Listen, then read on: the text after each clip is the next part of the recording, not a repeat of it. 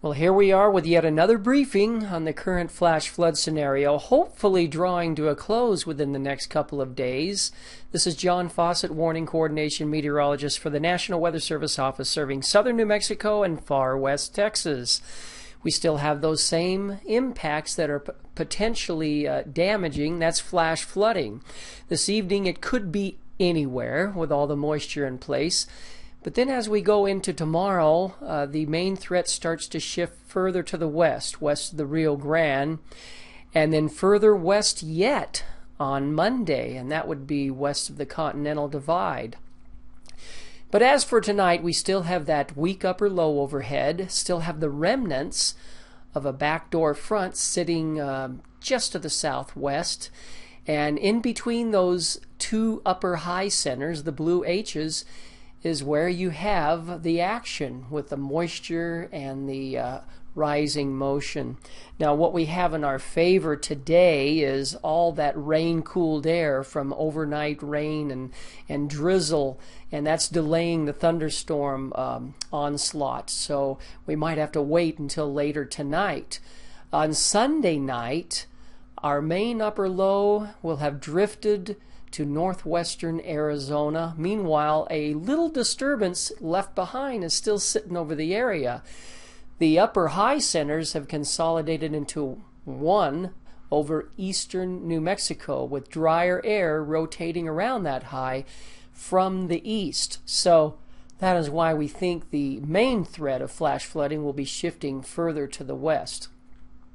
And then by Monday night, dry air makes a greater intrusion westward, but you still have that monsoon plume pulling up moisture from Mexico into the Continental Divide area, Arizona border, mostly that part of the 8-county area that we serve. And then let's look at the weather scenario for the expected precipitation amounts, at least according to the Weather Prediction Center.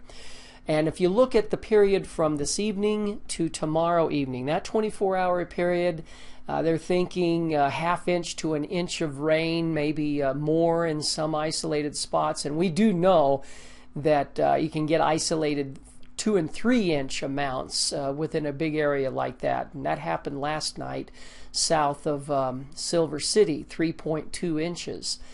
Now let's add a day to that. This is a 48-hour period, and as you would expect, you would be adding to the rainfall totals. And then how about one more day to Tuesday evening? Fattens up and expands a little eastward because that moisture that gets pushed to the west towards the Arizona border begins to come back eastward later in the week. Just not so concentrated and probably not a widespread flash flood threat like we have now. The high-definition model that has been performing quite well with its placement of precipitation the past 2 evenings, well, this is what it's doing for this evening. And so far, it's been spot on with the downplay of thunderstorm activity this afternoon and probably early this evening. But later tonight, it's expecting a cluster of storms once again to move up out of Chihuahua into our southern counties. So that may very well happen again. The uncertainties, how long will today's thunderstorm delay last? They have been popping up in a few areas as surface heating begins to get a chance under the departing cloud cover. But you know, it's getting later and later, and so we'll probably have to wait for a more organized cluster of storms coming northward out of Mexico later tonight. The westward shift in the flash flood threat is still an uncertainty. Will it be indeed Sunday, or will it be delayed into Monday? More and more we're thinking it will start to occur tomorrow. Watches and warnings. Well, currently in effect we have the flash flood watch, the same one, till 8 in the morning on Sunday for the entire area.